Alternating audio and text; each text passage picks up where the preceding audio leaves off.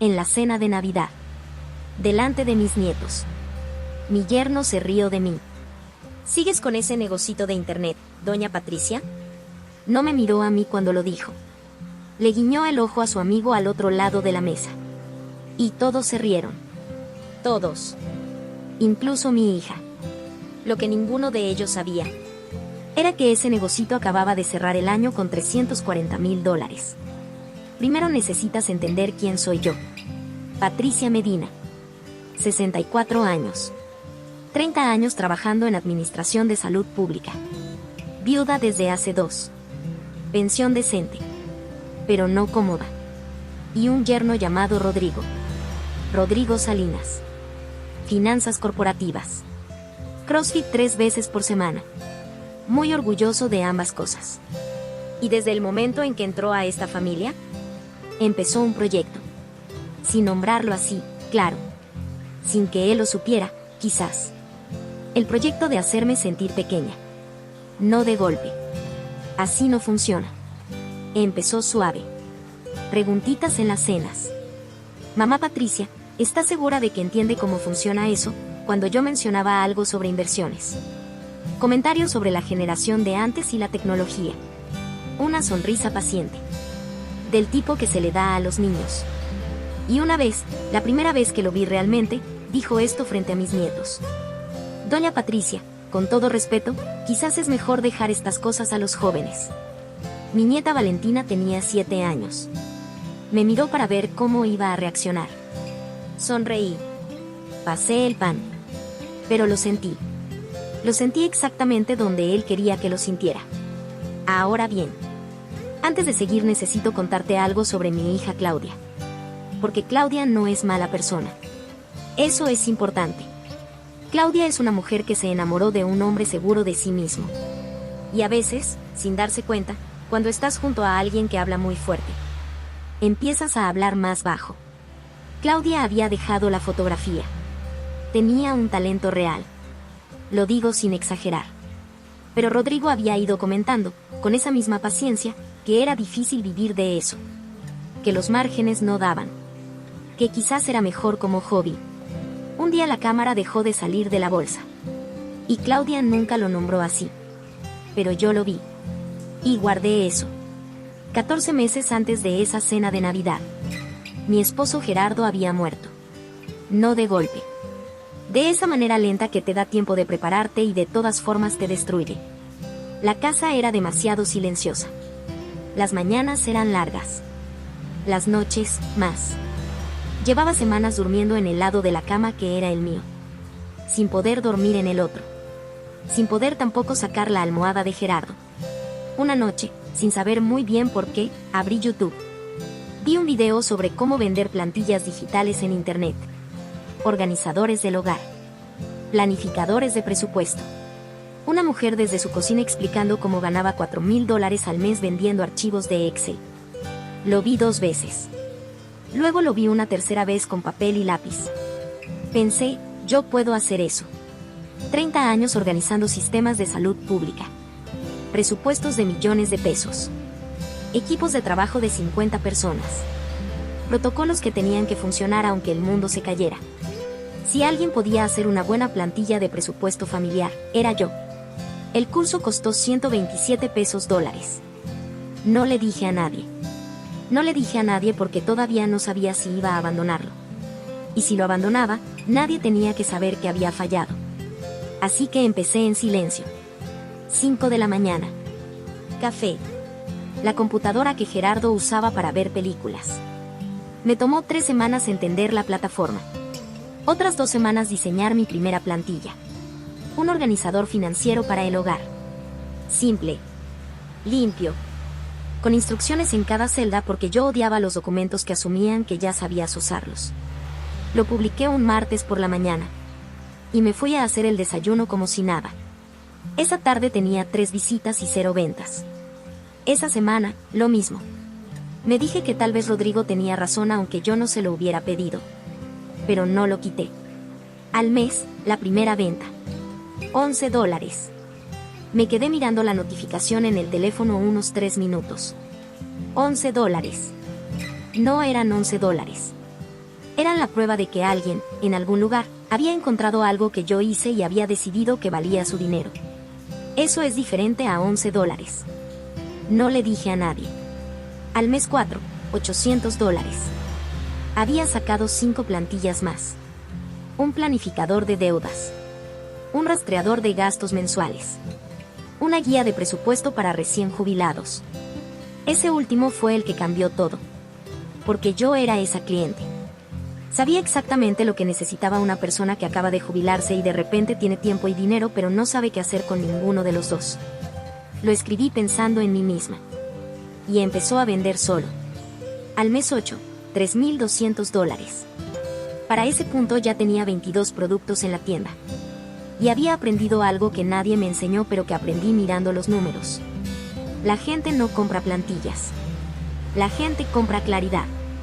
La gente compra la sensación de que alguien entendió su problema y le dejó una solución lista para usar. Si tu producto da eso, la gente vuelve. Y te recomienda.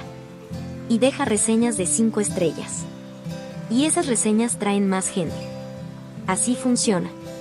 Al mes 8 tenía 400 reseñas. Promedio, 4.9. Y absolutamente nadie en mi familia sabía que esto existía. Aquí necesito pausar para contarte algo que pasó en ese periodo. Algo que no tenía que ver con el negocio, sino con lo que el negocio me estaba haciendo a mí. Gerardo murió en febrero. Los primeros meses son los peores porque el mundo sigue girando y tú no sabes cómo. Pero a partir del mes 3, algo cambió. Me empecé a levantar con ganas de llegar a la computadora. No porque el negocio me salvara, sino porque me devolvió algo que el duelo se lleva sin avisarte. La sensación de que tus decisiones importan.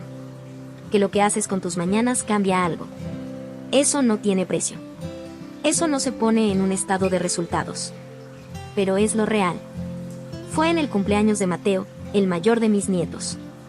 Rodrigo llegó con esa energía que tiene cuando acaba de cerrar algo en el trabajo. Expansivo. Generoso. El centro de todo. Y en algún momento de la tarde, mientras yo estaba sirviendo pastel, dijo: por cierto, doña Patricia, ¿ya se le pasó la idea de vender cositas en internet? Cositas. Mi hija levantó la vista de su plato. Creo que esperaba ver si yo reaccionaba. No reaccioné. Le dije que seguía aprendiendo. Rodrigo asintió con esa paciencia. Bien, bien. Es bueno tener pasatiempos. Le ayuda a mantenerse activa. Valentina, 8 años para ese entonces, me miró. Luego miró a su papá. Luego volvió a mirarme. Como si estuviera calculando algo. Le serví más pastel y no dije nada más. Pero esa noche, ya en casa, abrí la laptop. Y revisé los números del mes. $4,600. Pasatiempos. Al mes 12 hice algo importante. Contraté a una contadora. No esperé a que los números lo justificaran. Lo hice porque había tomado la decisión de tratar esto como un negocio real desde el principio. Y un negocio real tiene números en orden. Impuestos trimestrales estimados. Todo declarado. Todo en regla. Me costó dinero que todavía me dolía gastar. Pero la contadora me dijo algo en nuestra primera reunión que cambió mi perspectiva. El dinero que pagas en impuestos es proporcional al dinero que ganas. Si te duele pagar impuestos, significa que estás ganando. Me reí sola manejando a casa. Al mes 14, algo que no esperaba. Una cliente me escribió un mensaje. Se llamaba Lucía. 61 años. Recién viuda. Me dijo que había comprado mi guía para personas en transición de vida. Y que le había cambiado las mañanas. Que por primera vez desde que murió su esposo sentía que tenía un plan. Que no estaba flotando. Me quedé con ese mensaje en la pantalla un buen rato. Luego lo guardé en una carpeta que todavía tengo. Porque en los días malos, en los días en que los números no suben y el algoritmo no ayuda y una reseña mala aparece de la nada, abro esa carpeta. Y recuerdo para qué es esto. Lancé la segunda línea de productos al mes 22. Plantillas de planificación financiera para personas en transición de vida. Recién jubiladas. Recién viudas. Personas que de repente tienen que tomar decisiones solas que antes tomaban de a dos. Entendía a esa cliente mejor que nadie. Porque era esa cliente. Las ventas se duplicaron en 90 días. y contraté a una asistente virtual para manejar los correos de clientes. Para ese punto recibía entre 40 y 70 correos por semana. Preguntas sobre los productos. Solicitudes personalizadas. Gracias. Muchas gracias. 3 meses antes de la cena de Navidad, hice los números del año. Los hice 3 veces porque no me cuadraban. $340,000. 4,200 reseñas. Promedio de 5 estrellas. Me senté en la silla de Gerardo, que había movido al estudio para tenerlo cerca mientras trabajaba. Y le hablé. No voy a decirte qué le dije. Eso es mío. Pero le hablé. Esa semana, Rodrigo pasó a recoger a los niños. Entró a la cocina un momento mientras yo preparaba merienda. Vi su mirada pasar sobre la laptop abierta en la mesa. Las gráficas del dashboard de la tienda visibles en la pantalla. No dijo nada. Yo tampoco. Pero él no sabía lo que estaba viendo. Y yo no se lo iba a explicar. Todavía no. La cena de Navidad. Llevé 3 horas en la cocina. El pavo. Los tamales que hacía mi suegra y que Gerardo me enseñó a replicar. El ponche. Todo. Como siempre. Como nadie nota que siempre. 11 personas en la mesa. Claudia. Rodrigo. Su amigo Carlos, que lleva 3 años viniendo porque no tiene dónde pasar las fiestas. Mis nietos Valentina y Mateo, 9 y 11 años. Los suegros de Claudia, que son buena gente. Una cuñada. Todo iba bien. Hasta que Rodrigo tomó su copa de vino. La bajó despacio. Como alguien que va a decir algo que ya ensayó. Oiga, doña Patricia, sigue con ese negocito de internet. No me miró a mí. Le guiñó el ojo a Carlos. Y Carlos sonrió. Esa sonrisa. La reconocí.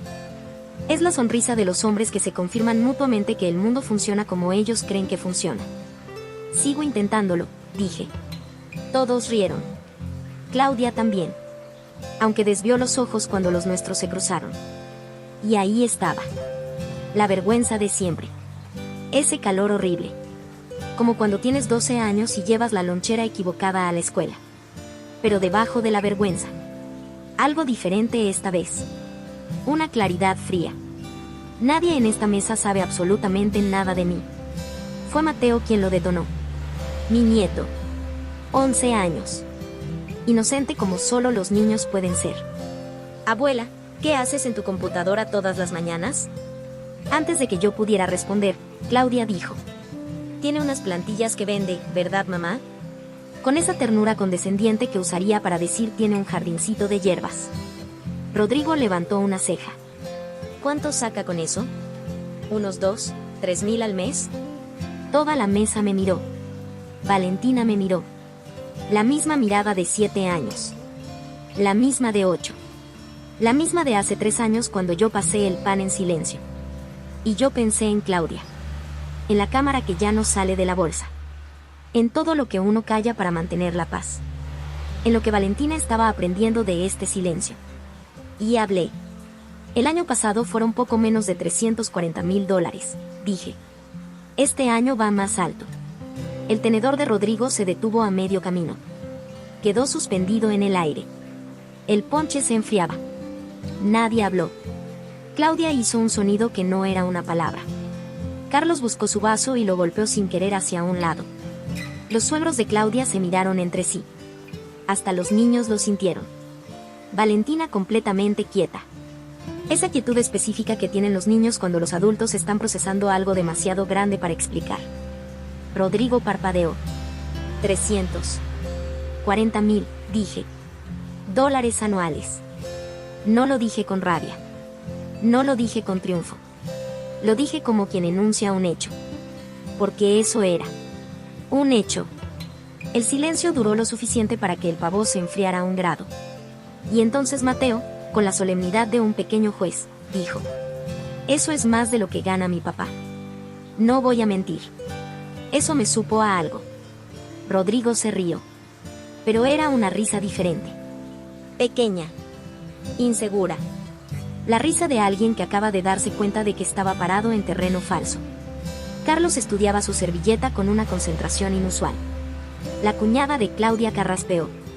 Y los suegros de Rodrigo, que siempre me habían tratado bien, empezaron a hacerme preguntas reales. ¿Cómo funciona? ¿Cuánto tiempo le toma? ¿Se puede aprender? Los respondí con calma. Y mientras hablaba, vi a Claudia. Mi hija me miraba de una manera que no había visto en años. No era orgullo, todavía no. Era algo anterior al orgullo. Era reconocimiento. Como cuando ves a alguien que conoces de toda la vida y de repente lo ves de verdad por primera vez. Le pasé el pan.